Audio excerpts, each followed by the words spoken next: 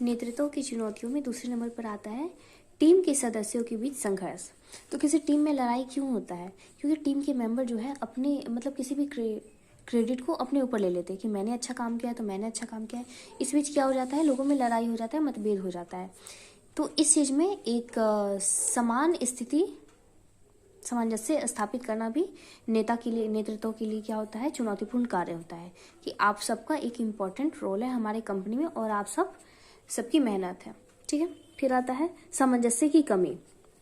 कभी कभी जब एक टीम का गठन होता है तो विभिन्न कारक उसकी सामंजस्यता को प्रभावित करते हैं। नेताओं को विभिन्न विचारों, दृष्टिकोणों से निपटना पड़ता है और विभिन्न मुद्दों पर विचार करना पड़ता है।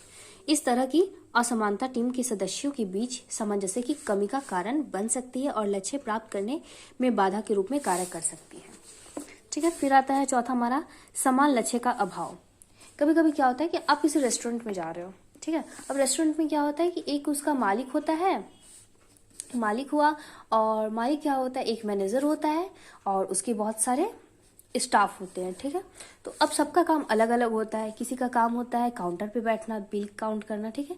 किसी का मेन गेट पे काम होता है, किसी का होता है रेस्टोरेंट में मतलब सर्व करने का, किसी का होता है प्लेट को सजाने का, मतलब डिश को कैसे आप सजाकर पेश करते हो, किसी का होता है कुकिंग का काम, किसी का होता है सब्जी कटिंग का काम, है ना। किसी का काम होता है सामानों की, मतलब किचन में जितने भी सामान आपके लगते हैं उन सबकी देखभाल करना, उन सबकी कमी हो रही है तो उन सबको लाना। मतलब हर मेंबर का, हर स्टाफ का अलग अलग काम बांटा हुआ है। लेकिन अब कोई एक मेंबर बोलेगा कि ये सारे मतलब मेरे बिना कोई काम नहीं हो सकता, दूसरा बोलेगा मैं बनाऊंगा ही नहीं तो तुम्हारे सामान लाने का क्या फायदा, तीसरा बोलेगा मैं सर्व भी नहीं करूंगा तो तुम्हारे बनाने का क्या फायदा, है ना। तो मतलब सबका काम अलग अलग बांटा हुआ है और सबका काम इम्पोर्टेंट है। और इन सब में बैलेंस बनाने का काम क्या होता है, हमारे पहले नंबर यानी कि हमारे मैनेजर का काम होगा। वो सब चीज की बराबरी से कंटिन्यू, है ना, मतलब हर एक दिन चेक करेगा कि कौन अपना काम सही से कर रहा है या नहीं कर रहा है।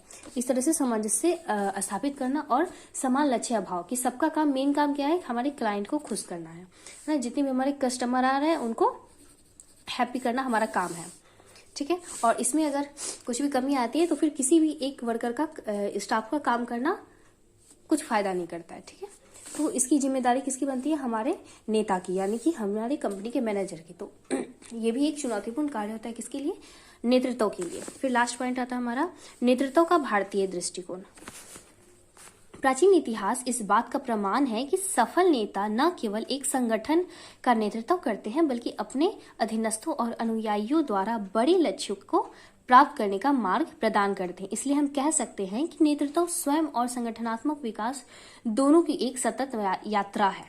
सफल यात्रा में एक व्यक्ति की निरंतर भावात्मक स्थिरता, आत्मविकास पर काम करने के लिए मानवता शामिल होती है, जिसे व्यक्तिगत विकास और स्थिति के अनुसार उचित नेतृत्व शैली का उपयोग करने की दृढ़ता होती है। अच्छा, इस पे आप भारतीय दृष्टिकोण यानी कि हमारे क्या नजरिया है, अच्छा इस पे हम ऐसे बोल सकते हैं कि हमारा नेता बोलो कौन, है ना। तो नेता कैसा होना चाहिए, ये एक हो गया सांप, ये कैसे चाल चलता है, टेढ़ी मेढ़ी टेढ़ी मेढ़ी। और एक चींटी होती है, वो कैसे सीधे एक लाइन में चलती है। ये एक लीडर हो गई, ये एक सीधे एक लाइन में चल रही है।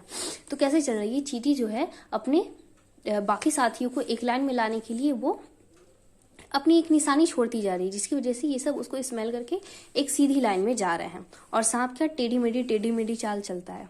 ठीक है। तो नेता कैसा होना चाहिए, एकदम सीधी चलने वाला, ताकि उसके पीछे पीछे उसके सारे वर्कर्स जो है एक साथ चले। सांप की तरह चलेगा तो वो क्या होगा, खराब नेता का प्रदर्शन होगा। तो भारतीय दृष्टिकोण से इसके कुछ मापदंड बताए गए हैं।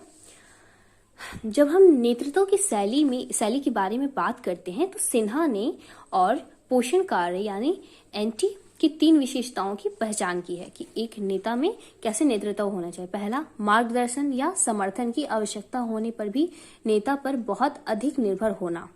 मतलब मार्गदर्शन आपका किया हुआ है फिर भी आप नेता के ऊपर बहुत ज्यादा डिपेंड है कि हमारे मालिक बोलेंगे अगर ये काम करने तभी मैं करूंगा, ऐसे मैं काम नहीं करूंगा। आपकी रिस्पॉन्सिबिलिटी, आपकी ड्यूटी तो पहले आपको बता दी गई है।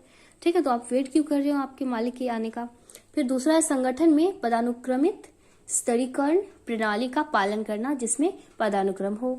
फिर आता है एक दृश्य स्थिति चेतना प्रदर्शित करता है जहां बड़ों और वरिष्ठों के समान और आज्ञाकारित दुर्गम है। फिर आता है अच्छे पारस्परिक संबंधों के लिए वरीयता, जिसमें पक्षपात और भाई भतीजावाद शामिल है। ठीक है, तो किसी भी वर्कर के साथ भेदभाव नहीं करना है आपको एक सीधी लाइन चलनी है, ना कि टेढ़ी लाइन। ठीक है, जैसे कि आप अपने वर्कर्स में एक सामंजस्य बनाकर रखिए कि कोई किसी के साथ भेदभाव ना करे, कोई अपने आप को बड़ा और किसी को छोटा ना समझे। तो यूनिट 6 हमारा हो गया है।